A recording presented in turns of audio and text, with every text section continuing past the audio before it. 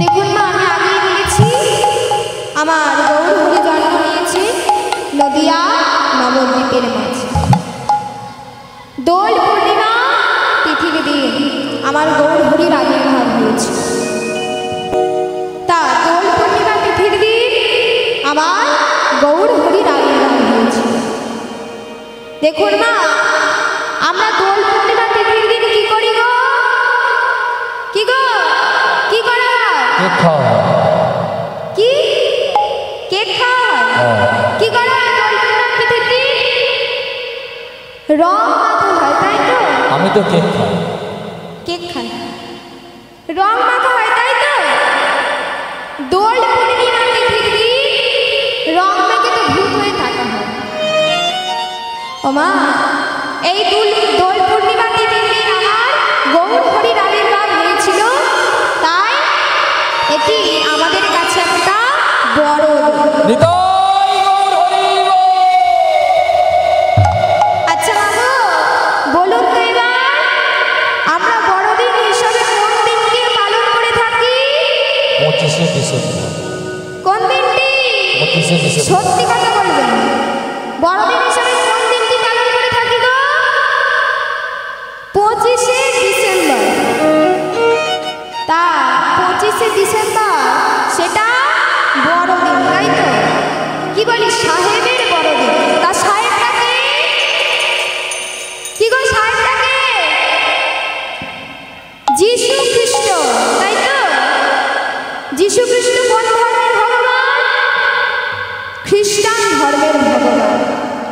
তাহলে দেখো, খ্রিস্টান ধর্মের ভগবান যীশু খ্রিস্ট, তার জন্মদিনটা খ্রিস্টান ধর্মের লোকেরা পালন করে। তাহলে আমরা তো সনাতন ধর্মের মানুষ, তাহলে আমাদের কাছে বড়দিন কোনটা হবে গো? কোন দিনটা? মায়েরা বলে জন্মাষ্টমী। কোন দিনটা গো? ফাল্গুন দোল পূর্ণিমা তিথি। দোল পূর্ণিমা তিথি। কিন্তু আমরা কোন দিনটা পালন করি? 25শে ডিসেম্বর। কেন? কি গো মা, কেক নিয়ে আসা হয় তো? বড় বড় কেক নিয়ে আসবে। তা আমরা 25শে ডিসেম্বর ওই দিনটাকে বড়দিন হিসেবে পালন করি। আচ্ছা মা, আমরা তো সনাতন ধর্মের মানুষ, আমরা এইটুকু চিন্তা করতে পারি না? হ্যাঁ, এইটুকু আমরা ভাবতে পারি না? এইটুকু আমরা চিন্তা করতে পারি না। আসলে মা, এই সনাতন ধর্মের মানুষরা না অন্য ধর্মে কাছা ধরে একটু টানতে ভালোবাসে, অন্যদের কাছে ধরে একটু টানতে ভালোবাসে। আরে নিজে সৎ পথে চলবে না, আবার অন্যজন সৎ পথে চললে তাকে বাধা। তা হরি বল, আমাদের কাছে বড়দিনটা আরো কোনটা মা? এই দোল পূর্ণিমা তিথি, তাই তো? দেখো, একদিন আমার নবদ্বীপের মায়েরা নাচতে নাচতে হরিনাম করতে চলেছে। এবার নিতাই চাঁদ, গৌরহরির দাদার নাম নিতাই, তাই তো? দাদা নিতাই। নিতাই চাঁদ, দেখো, নিতাই চাঁদ তার সঙ্গে নাচতে নাচতে চলেছে এক ভক্তকে সঙ্গে নিয়ে। নিতাই চাঁদ এক ভক্তকে সঙ্গে নিয়ে চলেছে। এটা দেখলেন একজন ভক্ত, তার নাম হলো বাসু ঘোষ। বাসু ঘোষ থেকে মনে মনে ভাবছে, আরে বলি নিতাই চাঁদ যেন কাকে সঙ্গে নিয়ে আসছে, এটা কে? মনে মনে কথা ভাবছে। দেখুন মা, নিতাই চাঁদ যারা প্রকৃত ভক্ত হয় তারা জানে যে নিতাই যারা করুণা করে তার আর গৌর কৃপা পেতে বাবা দেরি হয় না। নিতাই যারা করুণা করে গৌর কৃপা পেতে তার দেরি হয় না। তাই কি বলছে গো? ভজ নিতাই গো রাধে শ্যাম, জপ হরে কৃষ্ণ হরে রাম।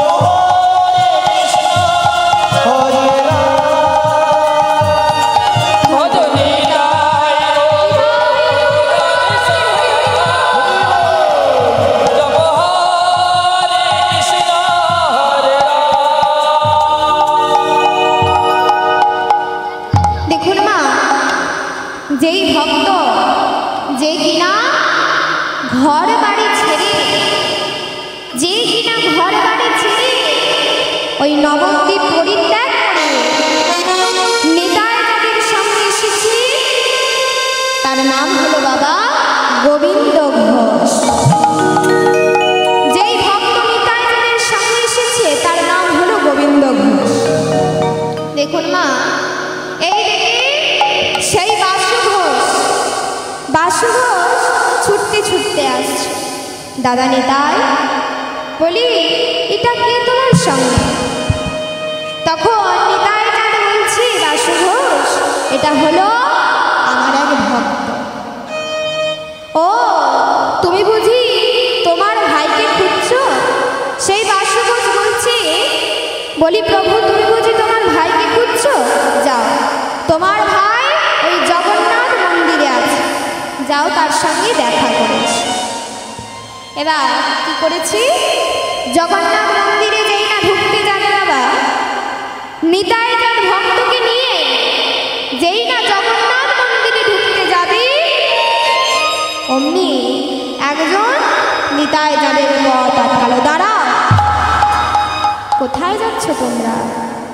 আচ্ছা তুমি কে বলো তো? তোমাকে তো কই চিনতে পারছি না। কি গো তুমি কে? তোমাকে চিনতে পারছি না। তুমি কি লীলাচলে নতুন এসেছো? নিতাই চাঁদ বলছি, ওরে আমায় তুই চিনতে পারলি না? তবে একটা কথা বলে রাখ, নিতাই চাঁদের কাঁধেতে কিন্তু একটা ঝুলি থাকতো, তাও আমায় চিনতে পারলি না? তাও তুই আমায় চিনতে পারলি না? বলছি ও, তোমাকে চিনবো কেমন করে? নিতাই চাঁদেরা কাঁধেতে একটা ঝুলি নিয়েছিল। বলছি ও, তোমাকে চিনবো কেমন করে? তোমাকে দেখে মনে হয় তুমি জানো একটি ফেরিওয়ালা। তোমাকে দেখে মনে হয় তুমি জানো একটি ফেরিওয়ালা। বলে হ্যাঁ রে, তুই ঠিক বলেছিস, আমি ফেরিওয়ালা। হ্যাঁ রে হ্যাঁ। সেই নিতাই চাঁদকে ভক্ত বলছে, ঠিক আছে তুই ঠিক বলেছিস, আমি ফেরিওয়ালা। আমি কি ফেরি করি জানিস? আমি ফেরিওয়ালা, আমি ফেরিওয়ালা, আমি ফেরিওয়ালা, আমি ফেরিওয়ালা,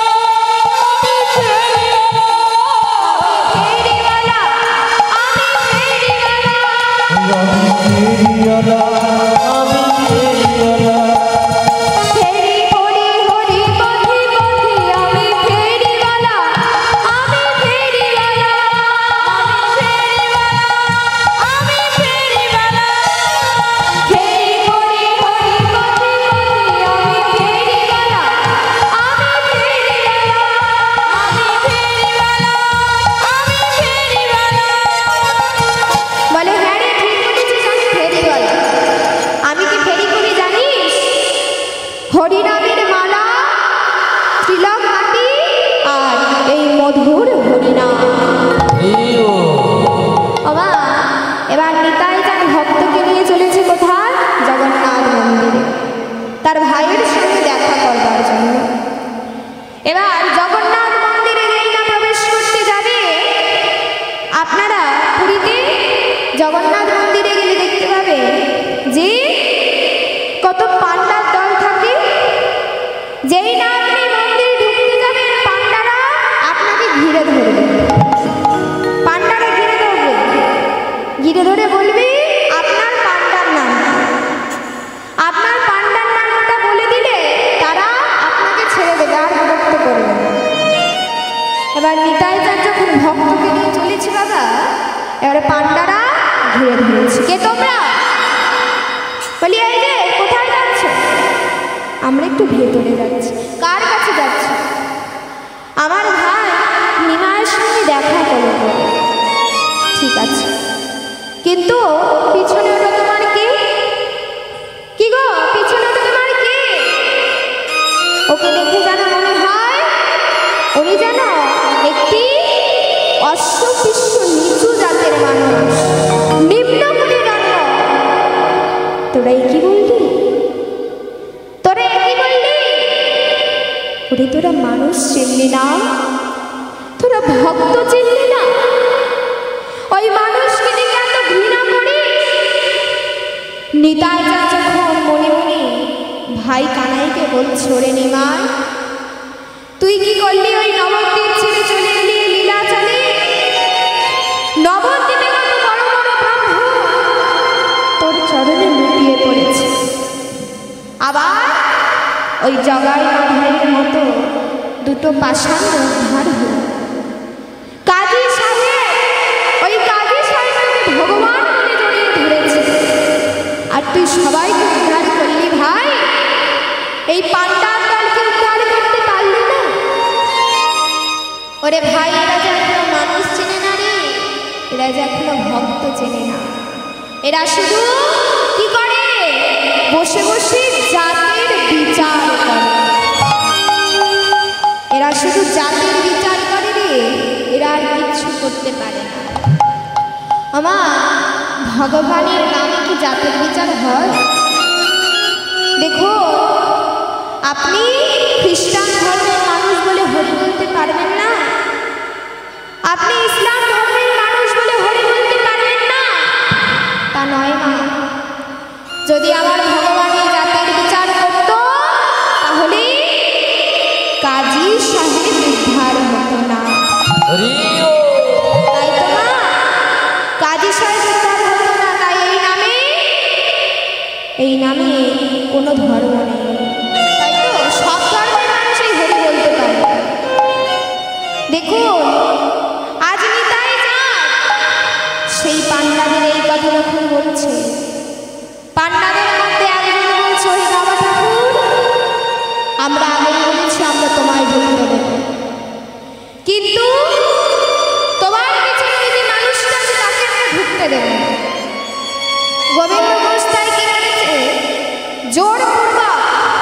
জোরপূর্বক মন্দিরে প্রবেশ করতে যাবে, সেই সময় সেই পাণ্ডাদের হাতে ছিল মা একটি লাঠি। সবাই মিলে আজ সেই গোবিন্দ ঘোষের মাথায় আঘাত। তোরা এটা কি করছিস? তোরা ওই ভক্তকে মারলি? তোরা ওই ভক্তকে মারলি? তোদের এত বড় স্পর্ধা? ওরে নেবা, এটা তুই কি করলি? তোর জন্য আমি ভক্ত এনেছিলাম, আর এই মূর্খ পাণ্ডার দল তাকে যে মেরে তাড়িয়ে দেবে রে নেবা। মা, সেই গোবিন্দ ঘোষ তখন নয়ন জলে কাঁদতে কাঁদতে বলছে, ওগো নিতাই চাঁদ, আমি ভেবেছিলাম তোমার চরণ আশ্রয় করে, গৌর হরির চরণ আশ্রয় করে এই বাকি জীবনটা কাটিয়ে দেব। তার হলো না, তার হলো না প্রভু, তার হলো না। তাই আমি ঠিক করেছি, এই জীবন আমি আর রাখবো না। ওই সমুদ্রের জলে আমি আত্মহত্যা করব। ও মা, আত্মহত্যা করতে চলেছে, কিন্তু মুখে কৃষ্ণ নাম। আত্মহত্যা করতে চলেছে সমুদ্রে, কিন্তু মুখে কৃষ্ণ নাম গাইছে। কি বলছে গো? সে কৃষ্ণ নাম গাইছে। কেমন ভাবে? হে দয়াল ঠাকুর,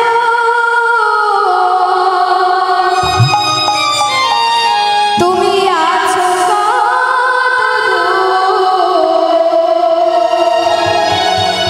পাবো কি তোমার দর্শন?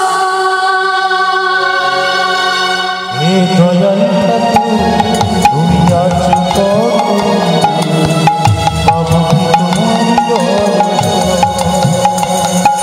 হে দয়াল ঠাকুর, তুমি আছো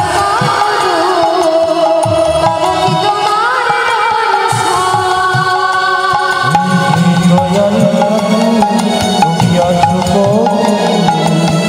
পাবো কি তোমার দর্শন? তোমারে হরে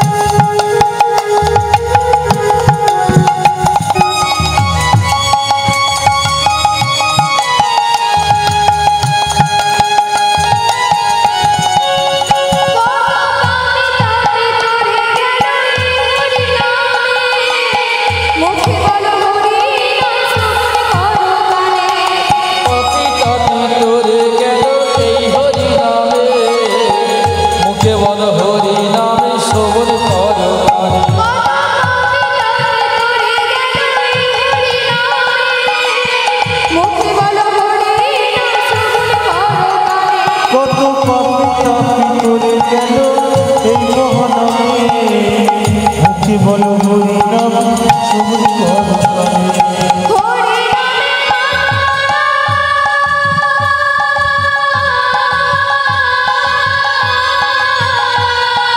হরি নামে মাতোহারা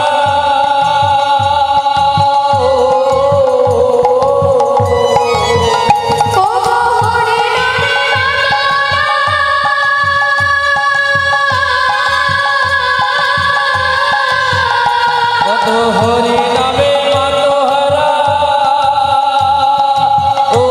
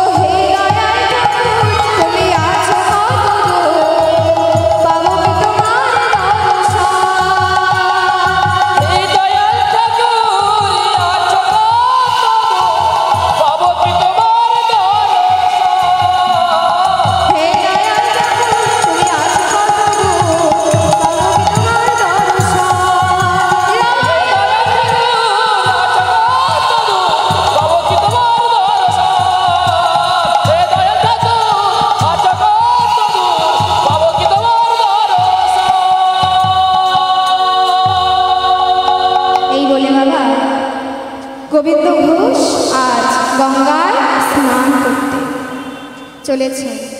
গঙ্গায় স্নান করে গৌর হরি নাম করে আজ ঝাঁপ দেব। এদিকে বাবা গৌর হরি বুঝতে পেরে গেছে যে আমার ভক্ত গঙ্গায় আত্মহত্যা করবে বলে চলেছে। নিতাই যা দেখছি যে ভক্ত তো চলে গেল আত্মহত্যা করবার জন্য, তাই নিতাই যা ছুটতে ছুটতে মন্দিরে প্রবেশ করে বাবা এবার ভাই নিমাইকে বলছে, ওরে নিমাই, ওরে ভাই, আমি তোর জন্য যে ভক্ত নিয়ে এসেছি তুই তাকে রক্ষা কর, তুই তাকে রক্ষা কর ভাই। সে যে নিচু জাত, তাই ওই পান্ডারা তাকে নিচু জাতের মানুষ ভেবে তাকে কি করেছে জানিস? এখান থেকে তাকে মেরে তাড়িয়ে দিয়েছে। তাই সে ওই সমুদ্রের জলে আত্মহত্যা করতে গেছে। ওকে বাঁচা ভাই, ওকে গিয়ে তুই রক্ষা কর।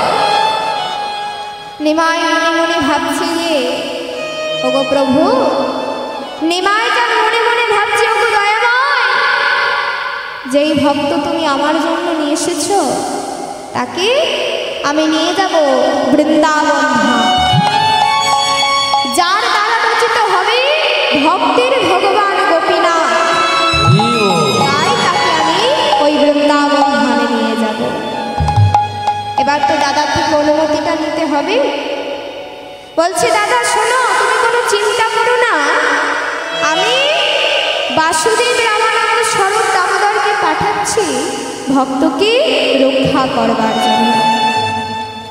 তাই আমার নিমাই চাঁদ কি করলেন, বাসুদেব রামানন্দ স্বরূপ দামোদরকে পাঠালেন বাবা ওই সমুদ্রের কাছে ভক্তকে রক্ষা করতে।